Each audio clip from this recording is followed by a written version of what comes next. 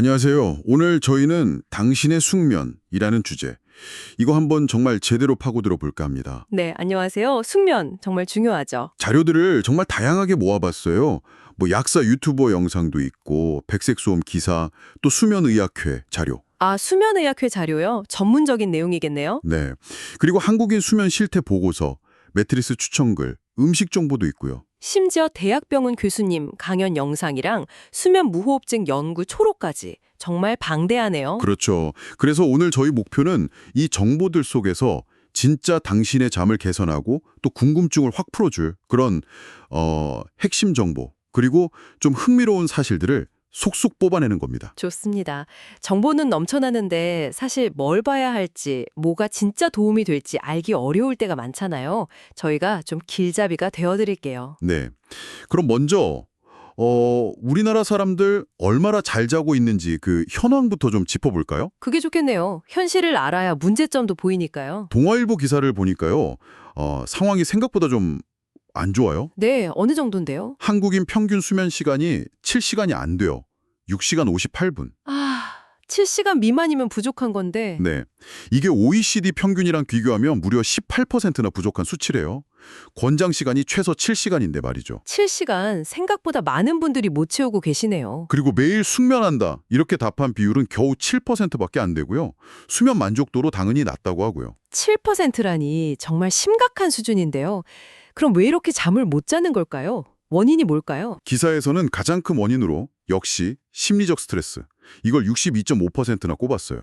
아, 스트레스. 역시 만병의 근원이네요. 그 외에도 뭐 신체적인 피로라던가 생활 리듬 깨진 거, 소음 이런 것들도 원인으로 나왔고요. 네, 복합적이겠죠.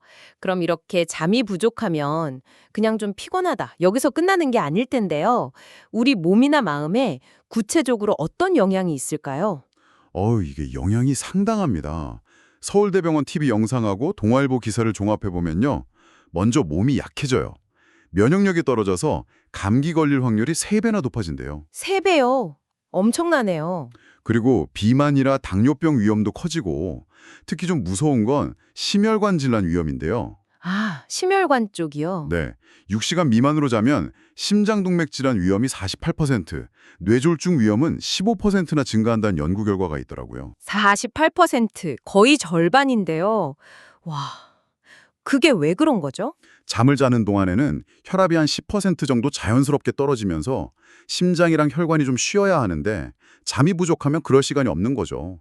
계속 긴장 상태인 거예요. 아, 몸이 제대로 쉬지를 못하는 거군요.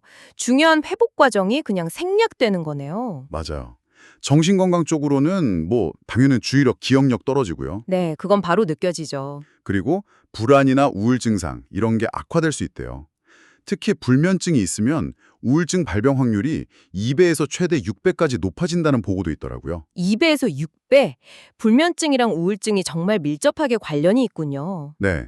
그리고 성장기 아이들, 성장 호르몬 분비에도 직접 영향을 미치니까 키 크는데도 문제가 생길 수 있고요. 아이들한테는 정말 치명적이겠네요. 이게 그냥 개인의 문제로 끝나는 게 아니라 사회 전체적으로 보면 연간 약 11조 원, 그 정도의 경제적 손실을 유발한다는 추정치까지 있어요. 11조 원? 어마어마한 숫자네요. 생산성 저하 같은 걸 다 포함한 거겠죠? 그렇겠죠? 정말 가볍게 볼 문제는 아닌 것 같아요. 여기서 그 수면 부채라는 개념 한번 짚고 넘어가면 좋을 것 같아요. 서울대병원 TV에서 나왔던 건데요. 아, 수면 부채요. 비처럼 쌓이는 거 말씀이시죠? 네, 맞아요. 필요한 만큼 잠을 못 자면 그 부족한 시간이 마치 비처럼 몸에 계속 쌓이는 거예요. 듣기만 해도 피곤한데요. 그래서 주말에 막 몰아서 자잖아요, 사람들. 그걸로 일부 갚을 수는 있어요. 근데 근데 너무 과하게 자거나 평소랑 너무 다르게 자면 오히려 생체 리듬이 깨져버려요. 그래서 월요일 아침에 더 힘든 거, 사회적 시차증이라고도 하죠. 월요병이 그냥 기분 탓이 아니었군요. 네, 생체 리듬이 깨져서 그런 경우가 많죠. 그럼 불면증이라는 건 정확히 어떤 상태를 말하는 건가요? 가끔 잠 못 자는 거랑은 다른 거죠? 네, 달라요. 서울대병원 TV나 대한수면의학회 자료를 보면 기준이 명확한데요. 잠들기 어렵거나 자다가 자주 깨거나 아니면 너무 일찍 깨서 다시 잠들기 힘든 거, 이런 증상이 네. 일주일에 3번 이상 나타나고 그게 3개월 이상 지속될 때, 그때 이제 만성 불면증으로 진단합니다. 아, 횟수랑 기간 기준이 있군요. 그냥 며칠 못 자는 건 급성불면증이고요. 그렇죠. 급성불면증은 보통 스트레스 같은 특정 사건 때문에 생겼다가 원인이 해결되면 좋아지는데 만성은 좀 달라요. 스필먼의 3P 모델이라는 게 있는데 이걸로 설명하더라고요. 3P 모델이요? P가 3개라는 뜻인가요? 좀 취약한 소인 요인, 그리고 불면증을 딱 처음 시작하게 만든 유발 요인, 마지막으로 불면증이 계속되게 만드는 지속 요인, 이렇게 세 가지예요. 아, 소인, 유발, 지속. 네, 특히 만성불면증은 이 마지막 지속 요인이 중요해요. 예를 들면 잠에 대해 잘못된 생각이나 습관 같은 거요. 아, 오늘도 못 자면 어떡하지? 이런 걱정 자체가 잠을 더 못 자게 만드는 거죠. 아, 악순환이네요. 맞아요. 그래서 이 부분을 다루는 게 뒤에 이야기할 인지행동 치료의 핵심이 되는 거고요. 자, 그럼 이제 구체적으로 숙면을 위해서 우리가 뭘 해볼 수 있을지 그 방법들을 좀 살펴볼까요? 네, 좋습니다. 제일 궁금한 게 그거죠. 먼저 정신을 좀 편안하게 하는 방법들. 리틀 약사 채널에서 나온 해파리 수면법. 이거 정말 신기했어요. 해파리 수면법이요? 이름이 재밌네요. 네, 2분 안에 잠드는 걸 목표로 하는 건데 이게 그냥 나온 게 아니라 2차 세계대전 때 군인들이 썼던 방법이래요. 막 극도의 긴장 상태에서도 잠들려고요. 와, 군인들이 썼던 방법이라니 효과가 확실했나 보네요. 어떻게 하는 건데요? 아주 체계적으로 몸에 힘을 빼는 거예요. 일단 얼굴 전체, 특히 턱, 여기 힘 빼기가 중요하대요. 그리고 목이랑 어깨 힘 빼고 툭툭 터는 느낌. 아, 의식적으로 힘을 빼는 거군요. 네. 그 다음에는 숨을 깊게 쉬면서 가슴을 편안하게 하고 양팔은 진짜 이름처럼 해파리 촉수같이 축 늘어뜨리는 상상을 하고요. 하반신도 골반부터 발끝까지 쭉 힘을 빼요. 마지막 10초는 마음 비우기. 마음 비우기요. 네. 뭐 잔잔한 파도 소리를 듣는 상상, 아니면 그냥 까만 방에 있는 상상, 구름 위에 둥둥 떠 있는 상상. 이런 편안한 장면을 떠올리거나 아니면 아예 아무 생각도 안 하는 거죠. 생각하지 말아야지. 이것도 생각이잖아요.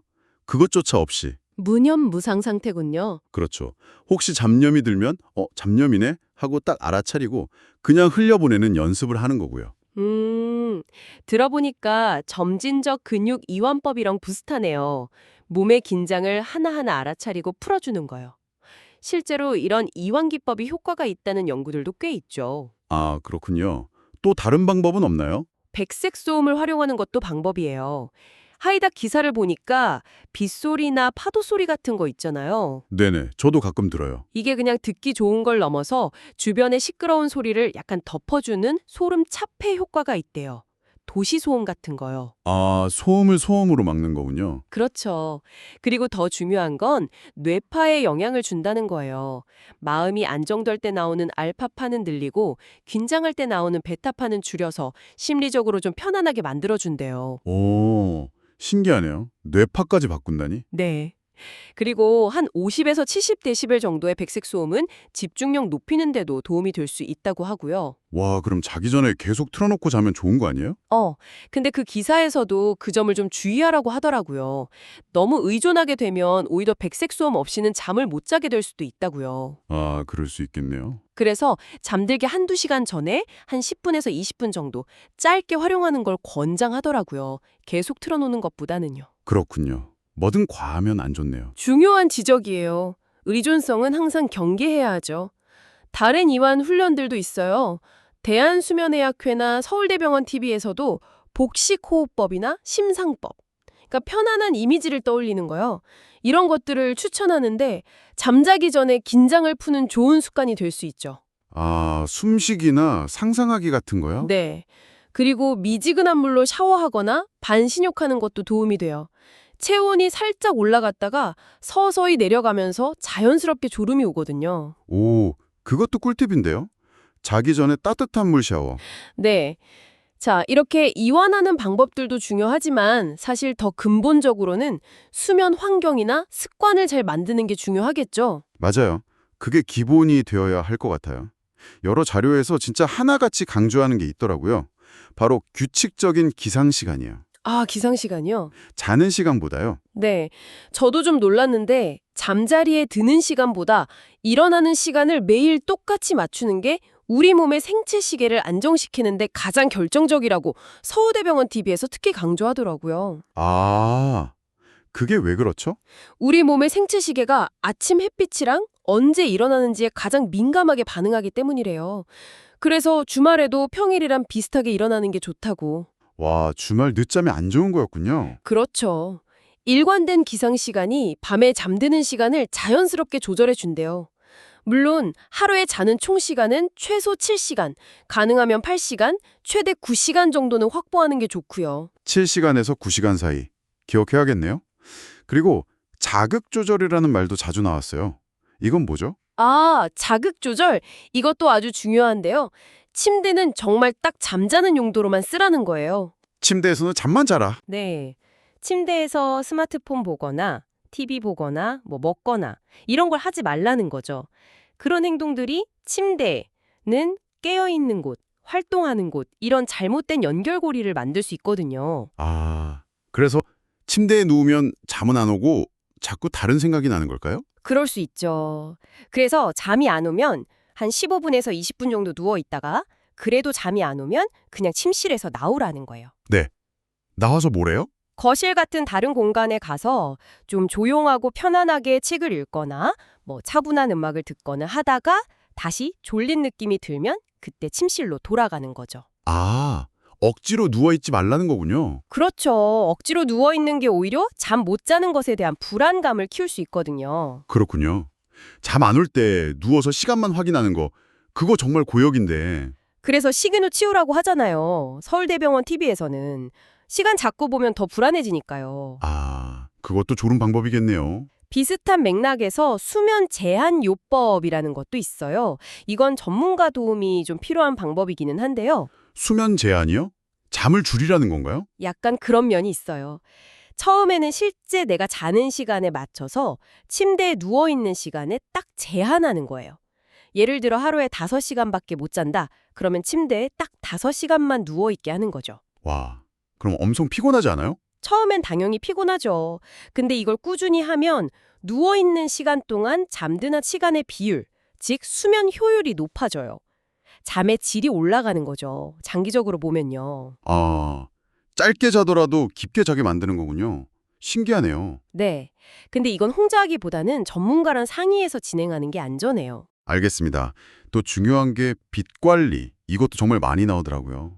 아, 빛 정말 중요하죠. 낮에는 햇볕을 충분히 쬐는 게 좋고요.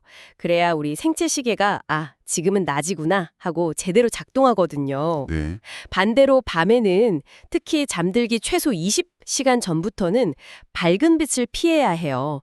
스마트폰, TV, 컴퓨터 화면에서 나오는 그 파란 불빛, 블루라이트요. 아, 블루라이트. 맨날 듣는 얘기인데 잘 안 지켜져요. 이게 수면 유도 호르몬인 멜라토닌 분비를 딱 막아버리거든요. 그래서 잠이 안 오는 거예요. 서울대병원 TV에서는 아예 침실에 스마트폰 갖고 들어가지 말라고 엄청 강조하더라고요. 그게 제일 어려운데. 그렇죠. 동아일보 기사에서는 암막 커튼 사용하는 것도 좋은 방법이라고 했고요. 최대한 침실을 어둡게 만드는 거죠. 빛을 최대한 차단하는 거군요. 온도도 중요하다고 들었어요. 네, 맞아요. 침실 온도는 약간 서늘하게 유지하는 게 좋다고 해요.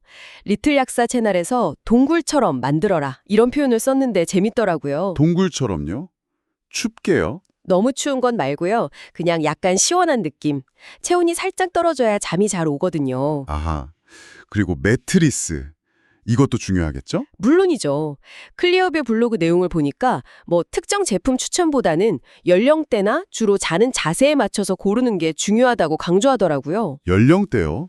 네, 성장기, 활동기, 중년기, 노년기 이럴 때마다 몸 상태나 필요한 지지력이 다르잖아요. 또 바로 누워 자는지, 옆으로 누워 자는지에 따라서도 맞는 매트리스가 다를 수 있고요. 핵심은 척추를 잘 받쳐주고 편안함을 주는 걸 찾는 거죠. 나한테 맞는 걸 찾는 게 중요하군요. 그렇죠. 자, 그럼 이제 환경이랑 습관 얘기는 어느 정도 한 것 같고 먹는 거 얘기로 넘어가 볼까요? 네, 먹는 거 중요하죠. 어떤 음식이 잠에 좋다고 나왔나요? 건강인 잡지 내용을 보니까. 네, 바나나가 좋다고 하네요. 마그네슘이 많아서 근육 이완에 도움이 된대요. 아, 바나나요? 또 뭐가 있을까요? 상추. 상추에 락토세린이라는 성분이 있는데 이게 약간 진정 효과가 있대요. 멜라토닌 비슷한 물질도 들어있다고 하고요. 오, 상추 먹으면 졸린다는 얘기가 진짜 근거가 있었네요. 네. 그리고 호두나 체리에는 멜라토닌이 직접 들어있다고 하고요. 키위도 좋고 따뜻한 우유도 도움이 된다고 하죠. 트립토판이라는 성분 때문에요. 아, 잠 안 올 때 따뜻한 우유 한 잔. 이건 많이들 아는 방법이죠. 네. 반대로 피해야 할 것도 확실히 알아둬야겠죠. 그렇죠. 뭘 피해야 할까요? 뭐니 해도 카페인이랑 술이죠.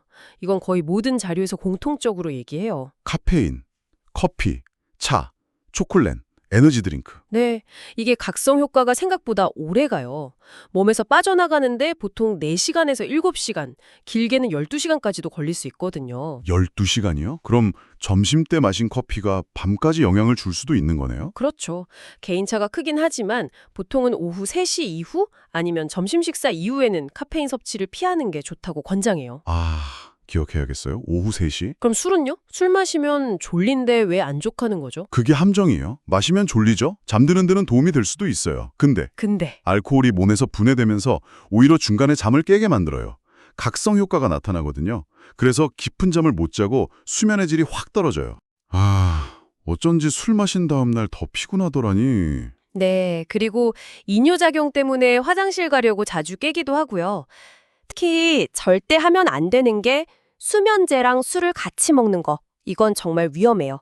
호흡곤란 같은 심각한 부작용이 생길 수 있어요. 아, 절대 안 되겠네요. 야식은요?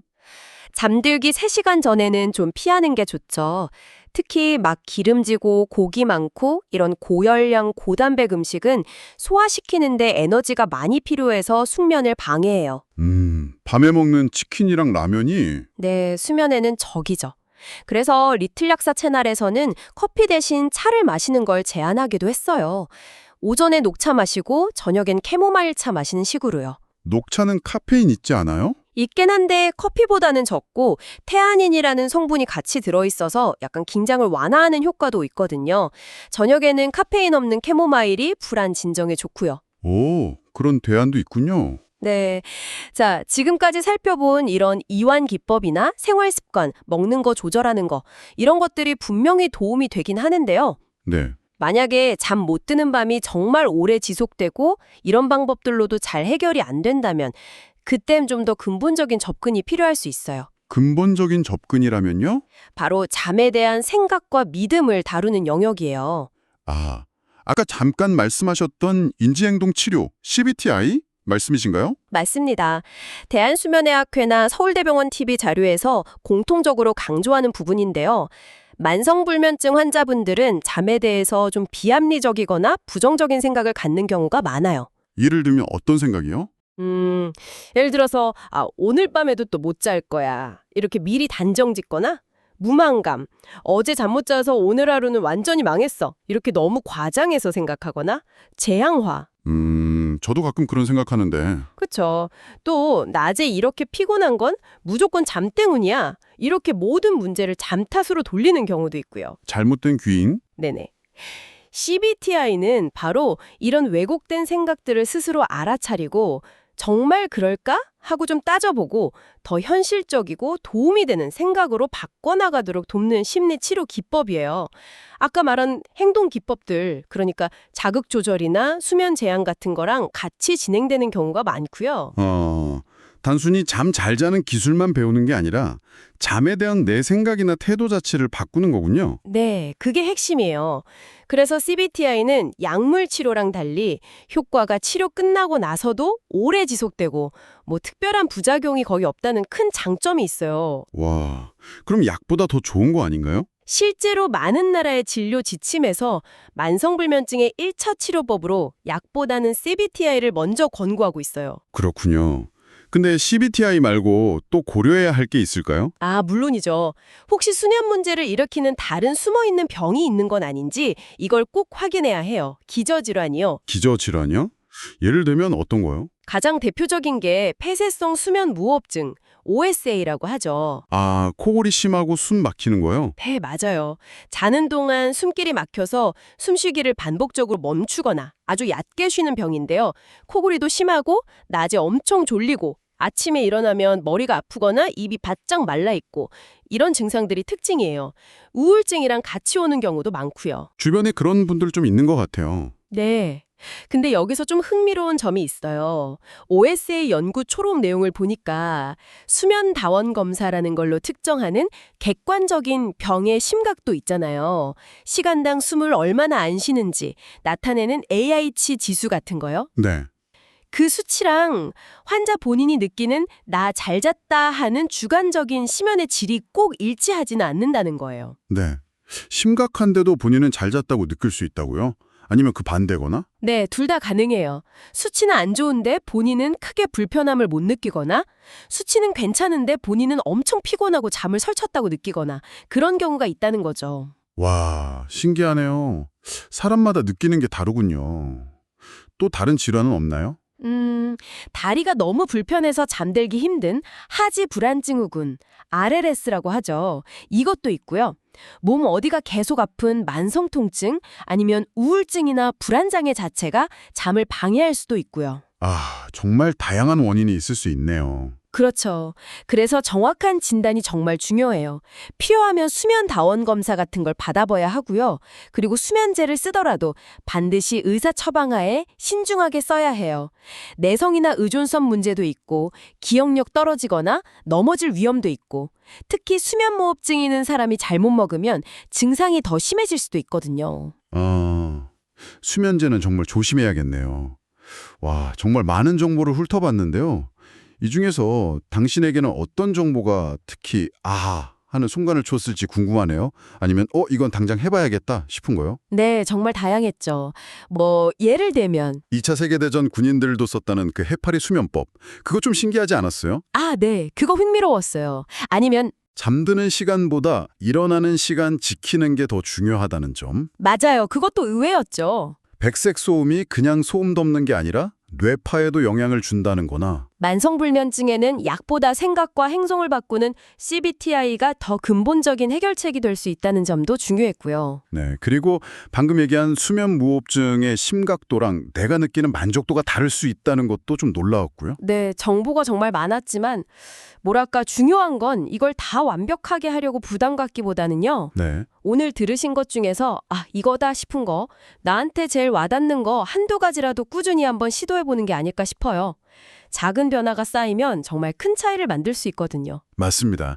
오늘 저희랑 같이 한 이 시간이 당신의 수면 고민 해결하는데 또 좀 더 편안한 밤을 맞이하는데 조금이라도 실질적인 도움이 되었으면 정말 좋겠습니다. 네, 정보의 홍수 속에서 길 잃지 않고 진짜 실천할 수 있는 지혜를 얻어가셨기를 바랍니다. 수면 문제가 참 복잡하게 느껴질 때도 있지만 대부분은 관리할 수 있다는 점 기억해 주시면 좋겠어요. 네, 오늘 얘기 나눈 방법들 가볍게 한번 시도해 보시고요. 하지만 만약에 불면증이 너무 심하거나 오래간다, 아니면 우울감이나 불안감이 너무 크다, 혹은 수면 무호흡증이 강하게 의심된다, 이럴 때는 절대 혼자 힘들어하지 마세요. 네. 꼭 전문가, 그러니까 의사 선생님하고 상담을 받아보시길 바랍니다. 이건 리틀 약사, 대한수면의학회, 서울대병원 TV 자료 모두에서 공통적으로 강조하는 내용이에요. 맞아요. 전문가의 도움을 받는 게 중요하죠. 자, 이제 마무리할 시간인데요. 마지막으로 오늘 다룬 내용과 관련해서 당신이 한 번쯤 곱씹어볼 만한 질문을 던져볼까 합니다. 네, 어떤 질문인가요? 아까 폐쇄성 수면 무호흡증 얘기할 때요. 객관적인 검사 수치, 그러니까 AHI 지수로 나타나는 신체 그린 심각성이랑 환자 본인이 느끼는 수면의 질이 꼭 비례하지는 않는다고 했잖아요. 기억하시죠? 네, 기억합니다. 좀 의외였죠. 그렇다면 말이죠. 우리의 마음 상태, 그러니까 스트레스 수준이나 그날그날의 기분, 아니면 잠에 대한 나의 믿음이나 기대 같은 이런 정신적인 요소들이요. 이게 우리 몸의 실제 생리적인 상태와는 어쩌면 별개로 우리가 오늘 잘 잤다 혹은 못 잤다 이렇게 느끼는데 얼마나 강력한 영향을 미치는 걸까요? 몸 상태와 마음 상태가 수면 만족도에 각각 어떻게 작용하는가 하는 질문이군요. 흥미로운데요? 네, 잠의 질을 결정하는 데 있어서 우리 몸과 마음이 어떻게 서로 영향을 주고받는지 그 상호작용에 대해 한번 생각해 보시는 건 어떨까요?